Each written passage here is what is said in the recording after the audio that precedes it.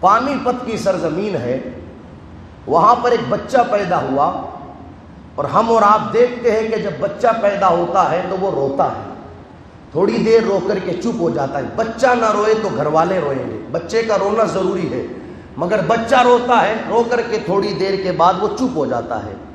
لیکن یہ جو بچہ پانی پت میں پیدا ہوا، اس بچے کی کنڈیشن یہ ہے، روتا ہی رہے، روتا ہی رہے، روتا ہی رہے، حتیٰ کہ پورا دن گزر گیا، پوری رات گزر گئی، دوسرا دن گزر گیا، دوسری رات گزر گئی، تیسرا دن گزر گیا، بچہ روئے ہی جاوے، روئے ہی جاوے۔ ماں باپ پریشان، کبھی اس کا ہاتھ چیک کرے، کبھی پاؤں چیک کرے، کبھی پیٹھ چیک کرے، کبھی پیٹ چیک کرے، تکلیف کیا ہے، کیوں روتا ہے بچہ۔ دائی کو بلایا، اس کو بلا کر کے دکھوایا کہ بھائی بچہ کیوں رو رہا ہے، اس نے بھی کہا کوئی تکلیف نہیں، سمجھ میں نہیں آتا کہ روتا کیوں ہے۔ اللہ والے تھے جن کی گھر پر بچہ پیدا ہوا تھا، رات کو سوئے تو دعا کی سونے سے پہلے، مولا تیرا شکر ہے کہ تو نے اولاد کی شکل میں نعمت دی، ہم سے جتنی کوشش ہو سکتی تھی ہم نے کی، مگر بچہ خاموش ہی نہیں ہوتا، مولا تو ہی کرم فرما دے۔ رات کو سوئے تو خواب میں اشارہ ہوا کہ کل تمہاری ملاقات ایسے بندے سے ہوگی کہ جس کی بنیاد پر تمہاری تکلیف دور ہو جائے گی۔ صبح کو بیدار ہوئے، انتظار میں تھے کہ ان سے ملاقات ہو کہ جس کی وجہ سے پریشانی دور ہو۔ گھر سے باہر نکلے تو چمڑے کا ایک کمبل اوڑھے ہوئے ایک بزرگ تشریف فرما تھے، سوچا کوئی مانگنے والا ہوگا تو کہا بابا جی آج میں بڑا پریشان ہوں، کسی اور دن آنا، خوب تمہیں دوں گا۔ بابا جی نے کہا میں لینے کے لیے نہیں آیا، میں تو دینے کے لیے آیا ہوں۔ جملہ سنا تو سمجھ گئے، رات کو جس بندے کی طرف اشارہ کیا گیا تھا یہ وہی ہے۔ لے کر کے اندر گھر میں گئے اور اپنے بچے کو اپنی بیوی کے پاس سے لے کر کے آئے، لا کر کے حضرت کی گود میں بچے کو تھمایا اور کہا 3 دن گزر گئے، ہم نے ساری کوششیں کر لی بچے کو خاموش کرنے کی، مگر یہ بچہ خاموش ہوتا ہی نہیں ہے، روئے ہی جائے، روئے ہی جائے، روئے ہی جائے۔ اور آپ نے دیکھا ہوگا اگر بچہ زیادہ رو لے یا تو اس کا بدن کمزور پڑ جائے گا یا اس کی آواز بیٹھ جائے گی، مگر یہ بچہ 3 دن اور 3 راتیں ہو گئی، روئے ہی جائے، مگر نہ بدن کمزور پڑتا ہے نہ آواز بیٹھتی ہے۔ بزرگ نے اپنے ہاتھ میں اس بچے کو لیا اور لینے کے بعد اس کے کان میں کچھ پڑا، ایک کان میں کچھ پڑا، دوسرے کان میں کچھ پڑا تو بچہ خاموش ہو گیا۔ پھر اس کے بعد میں اس بچے کو باپ کے حوالے کیا اور کہا جاؤ اس کی ماں کو دے کر کے آ جاؤ۔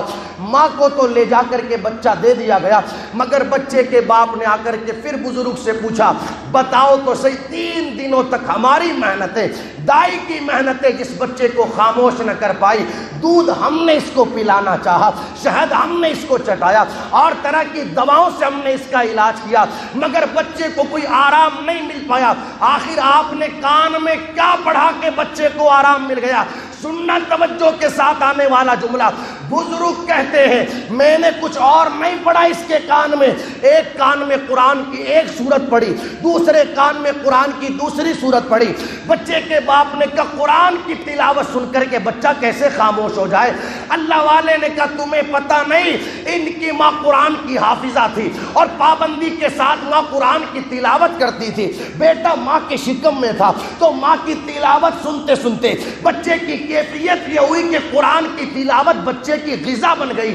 آج جب بچہ پیدا ہوا ماں نفاس کی حالت میں ہوئی، یعنی ایسی حالت میں جس حالت میں عورت قرآن نہیں پڑھ سکتی۔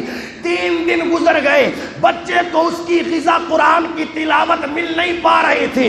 تم دودھ تو پلا رہے تھے، دوائیاں تو دے رہے تھے، مگر اس بچے کو اس کی غذا نہیں مل رہی تھی۔ آج جب میں آیا میں نے اس کے کان میں قرآن پڑھا، بچے کو اس کی غذا مل گئی، بچہ خاموش ہو گیا۔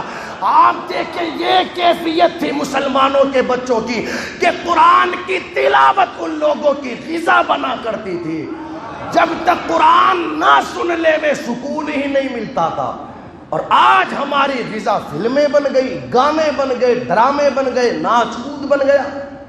جب تک گانے لوگ نہ سنے ان کو سکون نہیں ملتا، فلمیں نہ دیکھے تو قرار نہیں ملتا، گانے بازوں کی محفلوں میں حاضر نہ ہو تو ان کو چین نہیں آتا۔ اللہ والوں کی کیفیت کل تک یہ رہی، اور اس بچے کو دنیا پانی پت کا تاجدار سرکار بو علی شاہ قلندر پانی پتی کے نام سے جانتی اور پہچانتی ہے۔ وہ سرکار بو علی شاہ قلندر کہ 3 دن کی عمر ہے، مگر اس وقت بھی کیفیت یہ ہے کہ قرآن کی تلاوت ان کی غذا بنتی ہے۔ یہ قرآن ہے، یہ رشتہ ہونا چاہیے قرآن کے ساتھ بندے کا مضبوطی کے